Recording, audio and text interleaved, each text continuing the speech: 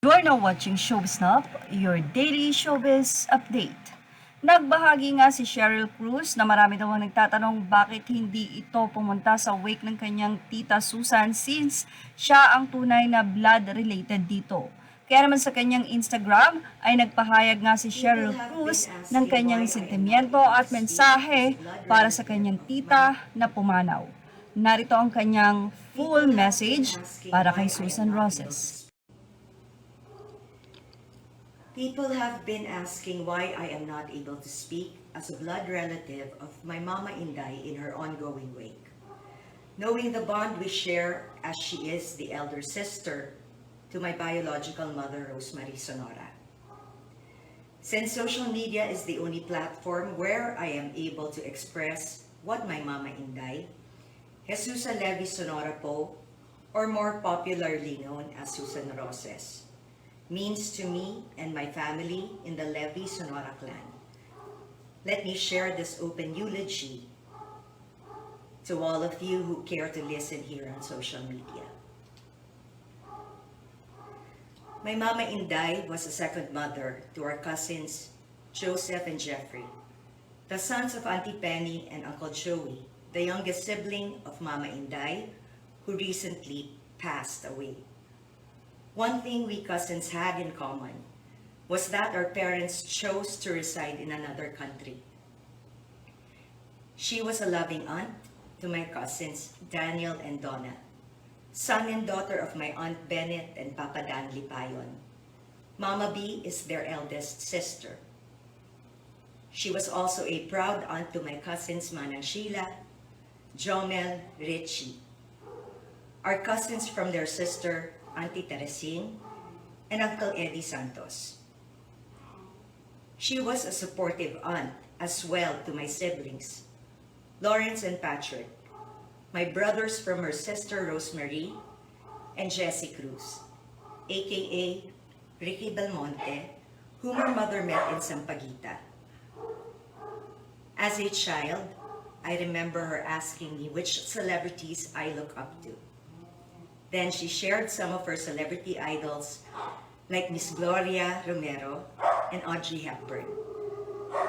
Eventually, I admired Angelina Jolie and Miss Sharon Cuneta, who I fondly called Ate Shawi. Even though she had a very busy and full life with friends, family, and her job, she still made time for each of us. Just like she did most of the time when she would always ask me to model clothes for her. She said, as long as we are physically fit, it won't matter if the clothes we wear are designer brands or not.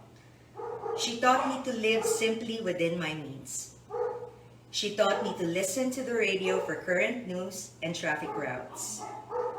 As we all know, how tough it is to travel in a city where traffic is a common occurrence. Because of her, we learned to have meaningful conversations, talking about everything from entertainment news, local and foreign politics, travel, weather, food, just about anything, even romance, which included the birds and the bees. As I experienced falling in love, she always reminded me that my relationship is not just between my boyfriend and me. Hindi raw pwede you and me against the world lamang. Dahil malaki ang mundo na ginagalawan nating lahat. Ang sabi pa niya, pagmahal ko raw ang isang tao at handa na akong makasama ito ng habang buhay, malalaman ko naman daw ang sagot sa pagtanong sa sarili ko kung kakayanin ko bang mahalin pa siya kahit nadagdagan na ang timbang nito. Naubos na ba ang buhok sa ulo? Nagkandabungi-bungi na ba ang mga ngipin nito at kung ano-ano pa? Karamay ko siya sa lungkot at saya. She cried with me each time I had my heart broken and celebrated most of my triumphs with me as long as she was able to. One thing I will never forget is her teaching me to love myself for me to love others. To love oneself is the greatest love of all. According to Mama Inday, loving and taking care of ourselves is not being selfish. It is important because if we respect ourselves, it shows our loved ones that we value and love them. It tells them not to worry about us, even if we are separated by distance. It didn't matter how long we spent the time together, may it be a minute or an hour. To me, it was always special because I knew she'd taken the time to think of me and be with me. As I got older, she managed to impart her values and standards to me. Education is something she valued and something she expected us to complete. Professionalism at work is something she instilled in us as it reflects our love for our work, bosses, and co-workers, especially since we belong in the same industry. She was there for me through all the difficult moments in my life. It was comforting to hear from her that she loved us, just like the love she had for her own child, na maski di kami galing sa katawan niya, mga anak niya kami. At nagpapasalamat siya sa Diyos na kami ay dumating sa buhay niya. Minsan nagkakatampuhan kami. Sabi niya sa akin, "Ba't di ka sumasagot sa akin tulad ng manang mo? Pwede naman daw ako mga tuwiran sa kanya." Ito ang naaalala kong sinabi ko sa kanya. Dahil masyado ko po kayong iginagalang at minamahal na di ko kayang sagot-sagutin kayo. Thank you, Mama Inday, for giving me courage and faith in myself, for teaching me to choose my battles and not to allow anyone to trample on my rights as a person, nor throw mud on my dignity. She was a true role model for me, a very big part of me. My mama knows that Mama Inday is the reason why I am the person that I am today.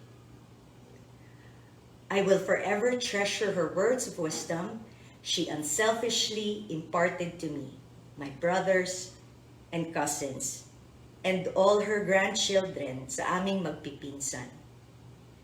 Di matutumbasan ng kahit anong salapi o yaman sa mundo ang mga iniwan niyang pangaral at masasayang alaala sa amin. Feeling her motherly love is a blessing to me and a treasure meant only for me that no one can steal. I hope to be able to continue to exhibit, flourish, and share the lessons she has taught me as I continue to take on this pebbled path of life.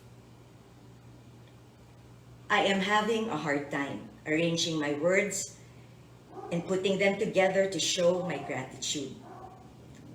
We're still trying to get the strength to overcome this difficult time. And with God's mercy and love, we will make it. Mama Inday may be physically gone, but her bright light will continue to shine. Jesus, thank you for the 80 years you have allowed us to be in the company of your beloved Jesusa.